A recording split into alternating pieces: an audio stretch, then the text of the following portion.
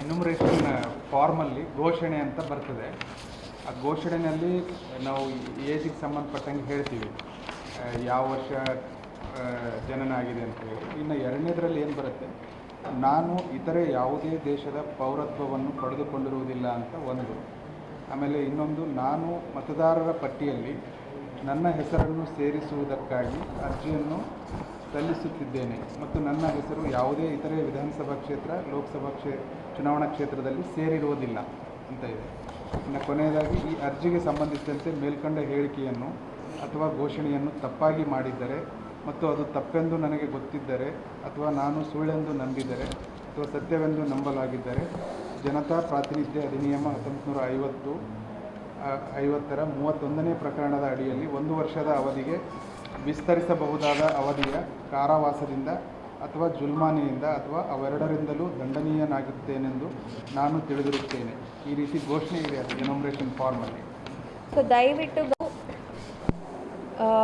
ತಪ್ಪಾದ ಮಾಹಿತಿಯನ್ನು ಕೊಟ್ಟು ಇಂಡಿಯನ್ ಸಿಟಿಸನ್ ಇಲ್ಲದೆ ಅಥವಾ ಬೇರೆ ಕಡೆ ಈಗಾಗಲೇ ವೋಟರ್ ಐ ಡಿ ಇದೆ ಆದರೆ 2 ಕಡೆ ಎನ್ಯುಮರೇಷನ್ ಫಾರ್ಮ್ ಈ ಥರದ್ದು ಕೊಡುವುದು ಕಂಡು ಬಂದಲ್ಲಿ ಏನು ಕಾನೂನು ಹೇಳಿದ್ದೀವಿ ಅದರ ಕೆಳಗಡೆ 1 ವರ್ಷ ಜೈಲು ಒಳಗೊಂಡಂತೆ ಕಠಿಣ ಕ್ರಮವನ್ನು ಕೂಡ ಕೈಗೊಳ್ಳಬೇಕಾಗುತ್ತದೆ. ಸೊ ಹಾಗಾಗಿ ಸಾರ್ವಜನಿಕರು ದಯವಿಟ್ಟು ಸರಿಯಾದ ಮಾಹಿತಿಯನ್ನು ಕೊಡಬೇಕು ಅಂತ ವಿನಂತಿ. ಆ್ಯಂಡ್ ಈ ಗಣತಿ ಫಾರ್ಮನ್ನು ತಾವೇ ಖುದ್ದಾಗಿ ಸಹಿ ಮಾಡಬೇಕು ಅಂತ ಏನೂ ಇಲ್ಲ. ತಮ್ಮ ಕುಟುಂಬದಲ್ಲಿ ಯಾರೋ ಒಬ್ಬರು ಸಹಿ ಮಾಡಿದರೆ ನಡೆಯುತ್ತದೆ. ಆದರೆ ಎಲ್ಲ ಡೀಟೇಲ್ಸನ್ನು ಕೂಡ ಭರ್ತಿ ಮಾಡಿ ನಮಗೆ ಕೊಡಬೇಕಾಗುತ್ತದೆ. ಅದು ತುಂಬ ಮುಖ್ಯವಾಗಿರುತ್ತದೆ. ಯಾವೆಲ್ಲ ಎನ್ಯುಮರೇಷನ್ ಫಾರ್ಮ್ ನಮಗೆ ತುಂಬಿಸಿ ಸರಿಯಾಗಿ ಬರುತ್ತದೆ, ಯಾವುದೆಲ್ಲ ನಮಗೆ ಸ್ವೀಕೃತ ಆಗುತ್ತದೆ, ಅದರ ಬೇಸಿಸ್ ಮೇಲೆ ಡ್ರಾಫ್ಟ್ ಮತದಾರರ ಪಟ್ಟಿ 5/8/2026ಕ್ಕೆ ನಾವು ಪಬ್ಲಿಷ್ ಮಾಡುತ್ತೇವೆ.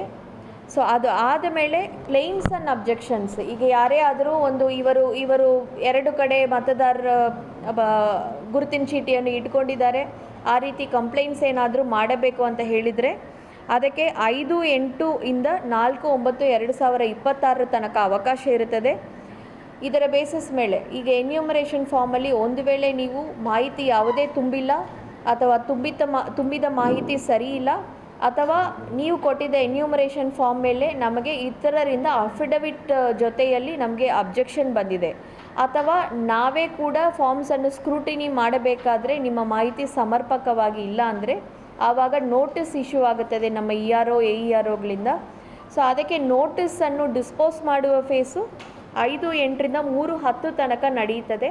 ಇದು ಎಲ್ಲ ಆದ ಮೇಲೆ ಕೊನೆಯದಾಗಿ 7/10ಕ್ಕೆ ಫೈನಲ್ ಮತದಾರರ ಪಟ್ಟಿ ಸ್ಪೆಷಲ್ ಇಂಟೆನ್ಸಿವ್ ರಿವಿಷನ್ ಆದ ಮೇಲೆ ಬರುತ್ತದೆ.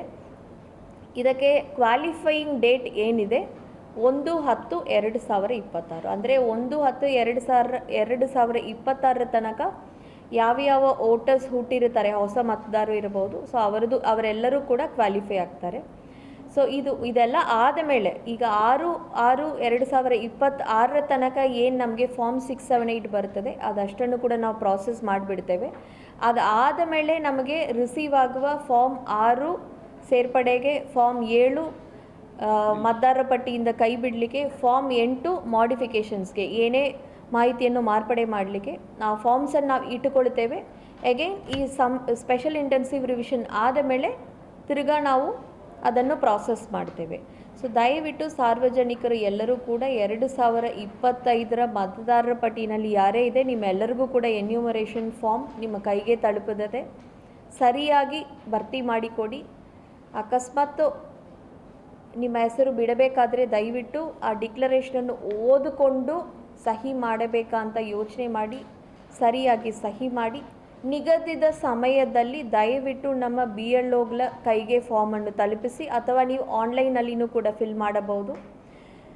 ಕೊನೆಯದಾಗಿ ದಯವಿಟ್ಟು ಸರಿಯಾದ ಮಾಹಿತಿಯನ್ನು ನಮಗೆ ಫಿಲ್ ಮಾಡಿ ಕೊಡಬೇಕಾಗುತ್ತದೆ.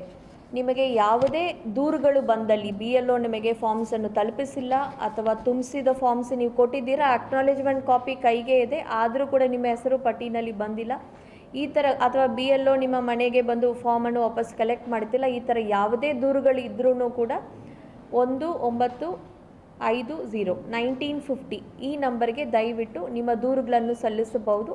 ನಾವು ಆದಷ್ಟು ಕೂಡಲೇ ನಿಮ್ಮ ದೂರುಗಳೇನಿದೆ ಅದನ್ನು ಪರಿಶೀಲಿಸಿ ಸೂಕ್ತ ಪರಿಹಾರವನ್ನು ಮಾಡುತ್ತೇವೆ. ಧನ್ಯವಾದಗಳು.